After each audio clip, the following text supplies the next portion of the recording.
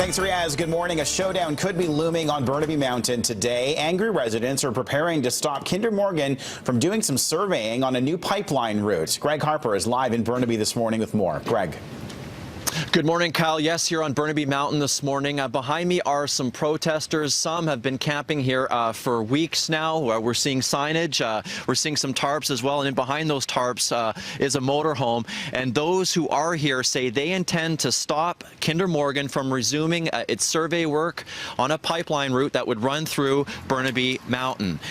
The company wants to twin its Trans Mountain pipeline, which runs oil from Alberta to Burnaby. Kinder Morgan has told the city it intends to resume this work today.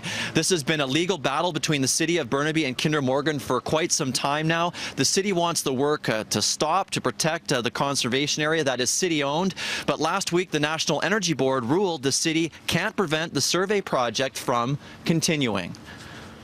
Well, we're keeping a watch on the mountain. That is, we're keeping people there, sort of taking shifts, being present in the two main sites that Kinder Morgan have identified that are both in the park and the nature conservation area. So just, it's a public park. We are allowed to be there, so we're there just watching over it right now. And word from one of the organizers of this protest is that the protesters here will go as far as the law permits today. Kyle?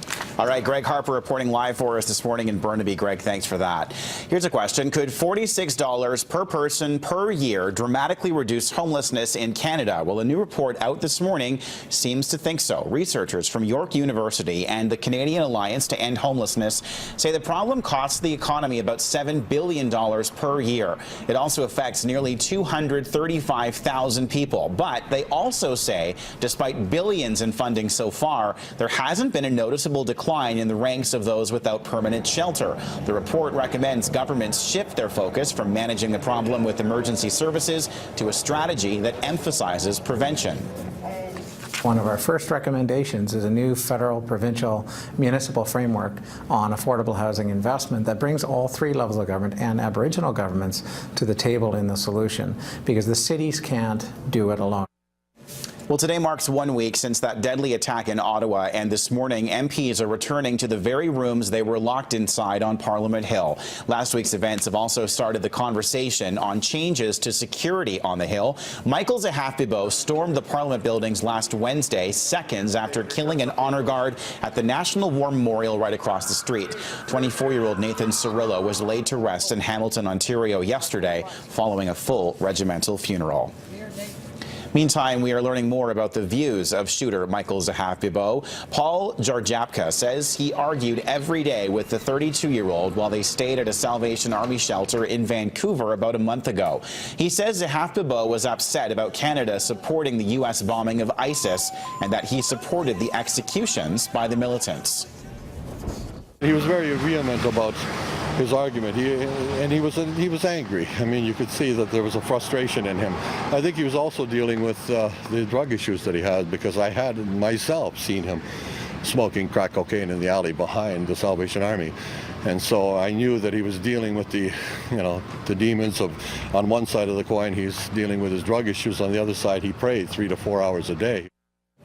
Jarjapka says he never heard him threaten anyone. He also says he last saw Zahaf-Bibeau about 3 weeks ago when he left to hitchhike across Canada.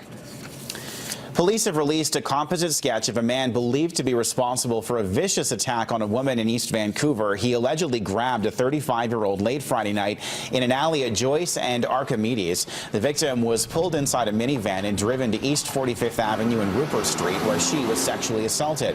She was also stabbed during the attack. The suspect is Middle Eastern, mid to late 40s, 6 feet to 6 feet 2, and about 250 pounds. He spoke with an accent and was balding with short black hair on the sides and at the back of his head. His minivan is an older model. It is dark bluish green in color and has tinted windows.